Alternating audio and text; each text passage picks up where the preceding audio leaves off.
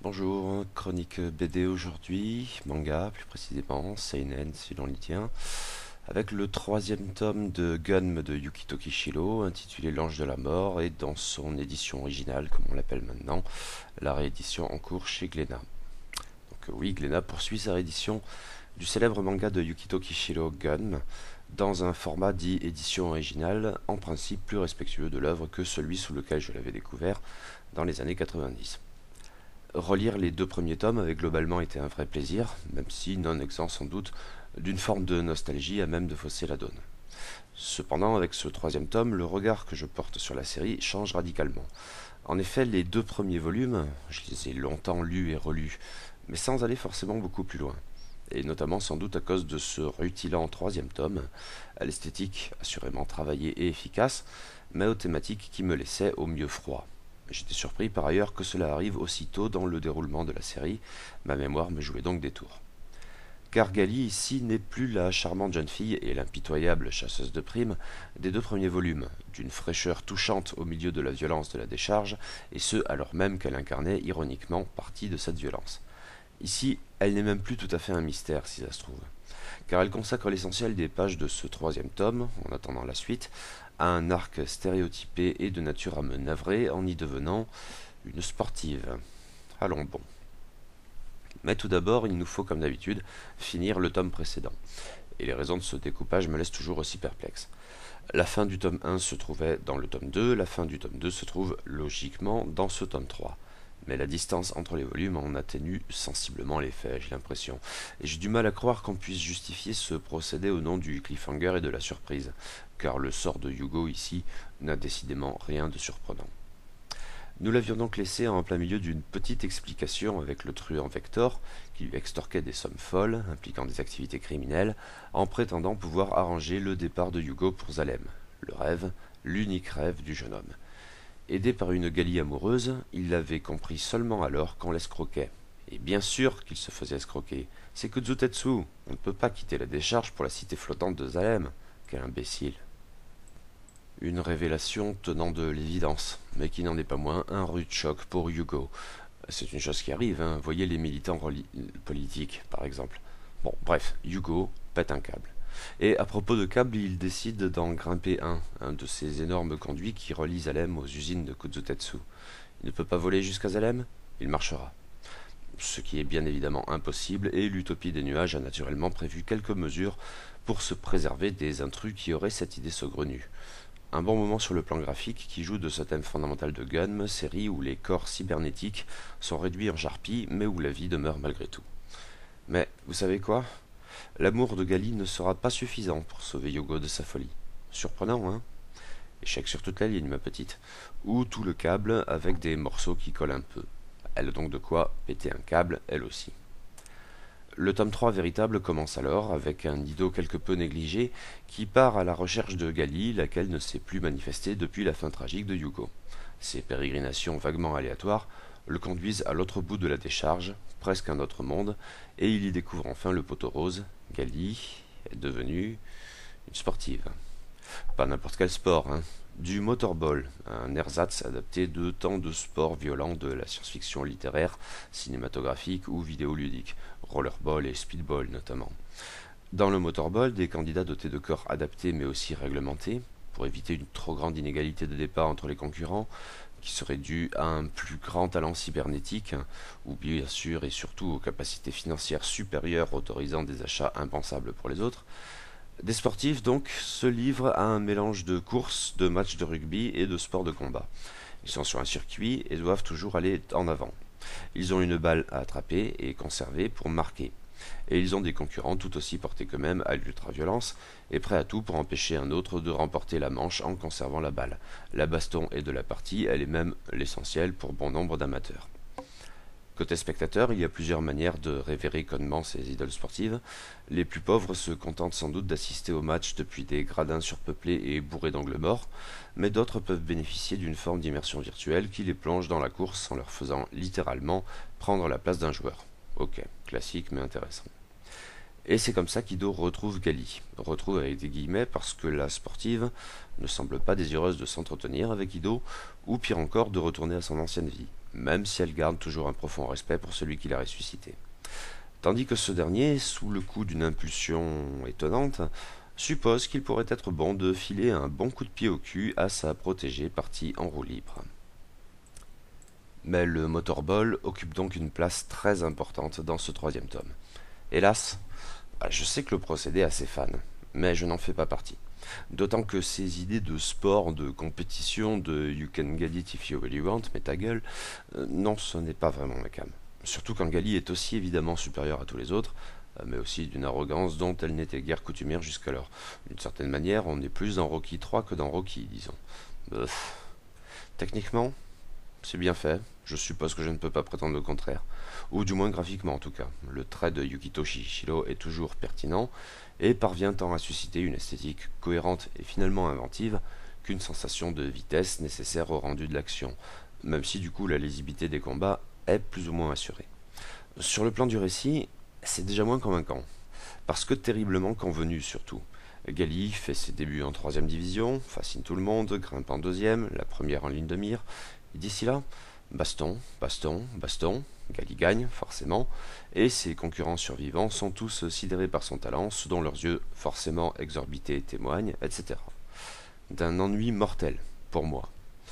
Et ce n'est certes pas la description des coups spéciaux, arts martiaux coréens, techniques germaniques entrant en résonance avec le Panzerkunst de Gali qui fait forcément des ravages, qui change quoi que ce soit, c'est même plutôt le contraire, ça ne me fatigue que davantage. Heureusement, les choses sont un peu moins navrantes en dehors du circuit, voire réussies, même s'il y a là quelques pains occasionnels. C'est que les personnages peuvent encore poser souci à cet égard, et les changements dans le comportement d'Ido et de Gali ne sont peut-être pas les moindres de ces difficultés. J'avoue avoir du mal à comprendre, surtout Ido, disons. Gali justifie, avec des guillemets, après tout, sa nouvelle carrière au nom de la nécessité du combat pour affiner son Panzerkunst et peut-être en apprendre davantage sur elle. Pour moi, ça sonne faux, mais j'imagine qu'un drame tel que la mort de Hugo peut sans doute plonger quelqu'un dans ce genre de délire obsessif, le sport comme la drogue. Ouais. Mais Ido qui était parti à la recherche de Gali, mais qui, une fois qu'il l'a retrouvé, ne semble plus désireux que d'une chose, lui donner une leçon, et sans rien savoir au juste de ce dans quoi il s'engage. Je suppose qu'on pourrait tenir le même argumentaire que pour Gali, en le pimentant de jalousie, oui. Mais je demeure quand même un brin sceptique. Bon, admettons, et relevons qu'un bref élément ici semble s'inscrire davantage dans une trame générale, la conviction chez certains habitants de Kodotetsu que la marque au front d'Ido fait de lui un docteur, ce qui suppose donc qu'ils ont déjà vu ce signe hérité de Zalem. Le motorball pourrait autoriser des personnages intéressants dans l'absolu, mais l'auteur ici multiplie plus que jamais les caricatures et les concurrents de Gali, comme les gens autrement plus sympathiques qui gèrent son écurie, sont finalement bien ternes. Admettons cependant que le patron toxicomane au masque de cuir s'en sort un peu mieux que les autres. Mais deux nouveaux personnages sont sans doute plus marquants. Tout d'abord Shmila, une charmante, voire uber fantasmatique jeune fille, que sauve Ido d'une bande de violeurs. La jeunette, un peu écervelée peut-être, hyper expansive assurément, et du genre à crier tout le temps, n'est pas sans attrait, même si elle n'est certainement pas d'une profondeur sidérante. Elle permet tout de même de mettre en scène quelques gags, dont celui récurrent qui l'oppose à Gali, laquelle est toujours suivie dans ce volume par une petite bestiole kawaii, une sorte de mini-cyclope sans membres et volant, grâce à une hélice sur sa tête. Or Shmila fond pour le petit machin et aimerait bien le récupérer, mais Gali n'est pas d'accord. Enfin, il faut aussi compter avec le frère de Shmila, Jasugun, ou l'empereur du motorball. Le numéro 1 de la première ligue, autant dire l'objectif de Gali, auquel Ido s'est donc lié via Shmila. Le champion n'est pas un bonhomme détestable et arrogant. Tel qu'il est dépeint ici, il est plutôt cool en fait. Et en tout cas, Yukito Kishiro parvient bien à exprimer son charisme hors norme. Tout ce petit monde, cela dit, ne peut donc véritablement briller qu'en dehors de l'arène du motorball. Les meilleures pages de ce troisième tome, et de loin, se déroulent en extérieur, dans des rues bondées où se marchent littéralement dessus des milliers d'habitants de la décharge, dans une atmosphère de souk très bien rendue. Il y a de la vie dans ces cases, des bruits, des odeurs, une ambiance, ça fonctionne très bien, et c'est un bon moyen de sauver les personnages, même s'il y a quelques ratés, hélas. Et notamment cette scène parfaitement ridicule, où Jasugun, rencontrant pour la première fois Gali, lui fait un speech mystico-martialo-mécouille sur le ki, avant de l'affronter dans un bras de fer, où la cyborg, d'elle-même et sans vraie raison, à moins d'y voir une pulsion suicidaire j'imagine, met sa vie en jeu, en posant littéralement son cœur sur la table. Ce qui aurait pu faire sens, ou, dans une toute autre optique, aurait pu être drôle, mais n'est ici que navrant. C'est une manière en effet de revenir au principe du tournoi dans un environnement qui bénéficiait grandement de s'en être émancipé. Saleté de tournoi. Oui, j'ai vraiment l'impression que c'est ce tournoi qui fout la zone, avec sa gratuité qui est tout autant la répercussion un peu fainéante d'un code sur une série qui valait mieux que ça. En fait, ça m'a ramené à une époque antérieure à ma découverte de Gun quand j'étais gamin et que je cramais des journées entières à zioter sans vraie passion d'ailleurs le Club Dorothée, où les séries animées usaient souvent de ce principe, ainsi Dragon Ball, mais c'était sauf erreur avant que je décroche du fait de Dragon Ball Z, dont je n'ai jamais compris le succès auprès de mes petits camarades et de tant d'autres, ou d'une certaine manière les Chevaliers du Zodiaque que j'ai vite détestés. À l'époque, bien sûr, je ne savais absolument rien des codes des animés comme des mangas. En fait, jusqu'à une époque très récente, je n'avais pas la moindre idée de ce que pouvait bien être un shonen, et je n'ai découvert le concept de Neketsu que plus récemment encore. Sur ce blog, en fait, il y a quelques mois à peine, quand un aimable lecteur me l'a mentionné à propos de mon retour sur le premier tome de One Punch Man. Ce qui m'a donc ramené à cette enfance presque bénie.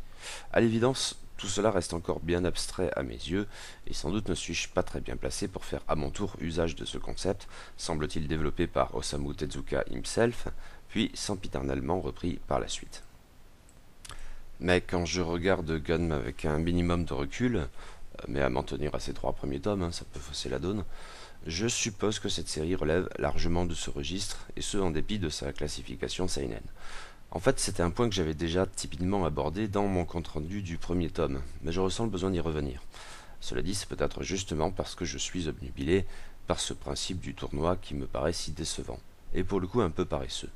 J'ai l'impression d'un passage obligé qui, en tant que tel, n'apporte pas grand-chose, et ne fait véritablement sens que dans une perspective où la reprise des codes l'emporte sur l'inventivité jusqu'à constituer une valeur en soi, et peut-être même la seule qui mérite qu'on s'y attarde. Gun n'était sans doute pas exempte de tels codes dès le départ, et de codes pouvant donc figurer sur la feuille de route du Neketsu. Si le héros typique du registre est un jeune garçon orphelin, je ne suis pas certain que le seul sexe de Gali suffise vraiment à en faire quelque chose de fondamentalement différent.